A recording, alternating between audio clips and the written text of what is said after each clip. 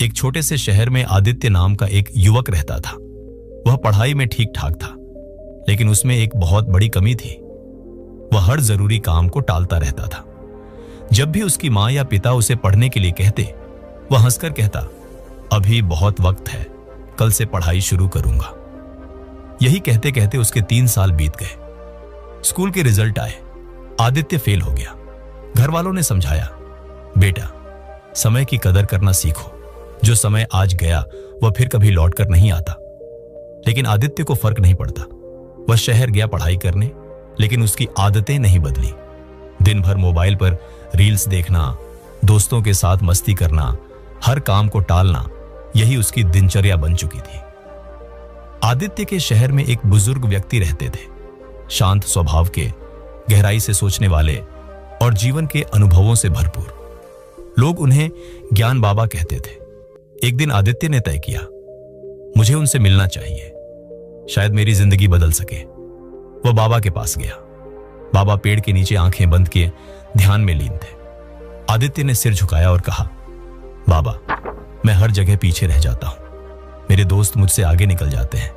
मैं हार गया हूं, कृपया मेरी मदद करें।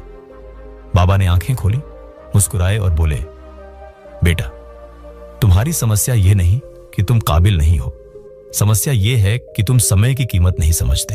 चलो मैं तुम्हें एक कहानी सुनाता हूं।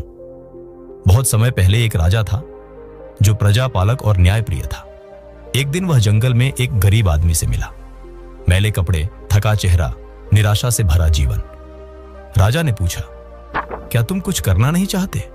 गरीब व्यक्ति बोला, कोशिश की लेकिन कोई साथ नहीं देता। लगता है मेरी किस्मत ही खराब है। राजा मुस्कुराया और बोला, आज मैं तुम्हें एक मौका देता हूं। आज सूर्यास्त से पहले अगर तुम मेरे महल में आ जाओ और जितना सोना ले जा सको वह सब तुम्हारा होगा। वह आदमी बहुत खुश हुआ, दौड़ता हुआ घर गया, पत्नी को बताया। वह भी खुश हो गई और बोली, जल्दी जाओ कहीं देर ना हो जाए। पर वह आदमी बोला, पहले कुछ खा लूं, बहुत भूख लगी है, फिर चला जाऊंगा। पत्नी ने झटपट खाना बनाया। वह धीरे धीरे खाने लगा। फिर उसे नींद आने लगी। उसने सोचा, थोड़ी देर सो लूं फिर जाऊंगा। वह सो गया। 2 घंटे बीत गए। उठकर भागा, पर गर्मी बहुत थी। उसने एक पेड़ के नीचे विश्राम किया और फिर सो गया। 4 घंटे और निकल गए। अब जब वह उठा तो सूरज डूबने वाला था। वह दौड़ा महल की ओर, लेकिन जब पहुंचा तो दरवाजे बंद हो चुके थे। वह फूट फूट कर रो पड़ा। एक बार अमीर बनने का मौका उसके हाथों से समय की लापरवाही के कारण निकल गया। बाबा ने कहानी खत्म की और शांत स्वर में कहा, समय का मूल्य समझो बेटा, वरना एक दिन पछतावा ही बचेगा। आदित्य को जैसे बिजली का झटका लगा। वह एकदम चुप हो गया। आंखों से आंसू बहने लगे। उसने बाबा के चरणों में झुककर धन्यवाद कहा और संकल्प लिया, अब एक पल भी बर्बाद नहीं करूंगा। उस दिन के बाद आदित्य की जिंदगी बदल गई। उसने रील्स देखना बंद कर दिया, काम टालना छोड़ दिया और एक टाइम टेबल बनाया। सुबह 5 बजे उठता, 4 से 5 घंटे पढ़ाई करता, रात में रिवीजन करता। दोस्तों की बजाय किताबें उसकी दोस्त बन गई।